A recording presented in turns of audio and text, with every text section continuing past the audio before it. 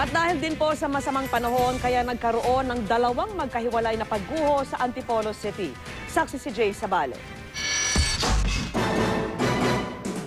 Kasabay ng pagguho ng tinatayuan nitong lupa, bumigay na rin ang 3 metrong taas na pader na ito sa Purok 4, Zone 6, Barangay Kupang, Antipolo City.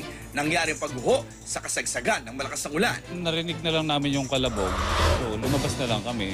Nakita na namin na ganyan. Parang may sumabog. Kasi yung pala yung siguro yung mga gulong. Sumabog yung mga gulong sa sakyan. Mabutit alas 3 sa madaling araw naganap ang pagguho. Kung hindi, posibleng may taong nasaktan. Gayunman, malaking pinsala pa rin ang idinulot nito sa natabo ng 2 AUV at gate ng isang bahay. Wala pa nga yan. Wala na. Young shop na lang siguro. Sabi ng may-ari ng gumuhong pader at lupa, 2009 pa raw humina ang pader at lupa kasunod ng bagyong Ondoy. Pero pinatibay na raw naman ito. 12 by 12 na yung laki ng poste, laki ng biga. At saka size na hollow block ang ginamit ko dyan. Talagang matibay na talaga. May yan, poste na yan, pag ganun pa yan. Mayroon pa sa gitna pag ganun. Nahugot, talaga nahugot. Ito nga, patid yung 12 mm na bakal sa lakas ng ng lupa. Alas 4 ng hapon naman, nang may gumuhuring lupa sa gilid ng isang bahay sa Zone 8 ng Purok 6, sa Barangay Kupang pa rin.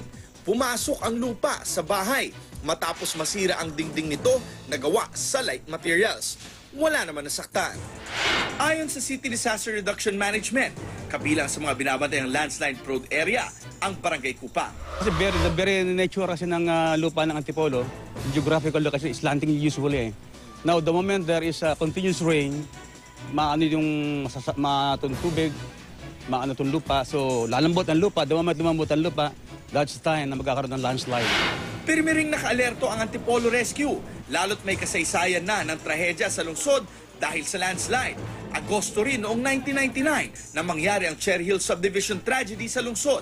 Mahigit 50 ang patay noon matapos mapinsala na pagguho ng lupa ang halos 400 bahay. Mahigit 100 pamilya ang naapektuhan. Jay Sabale, ang inyong saksi.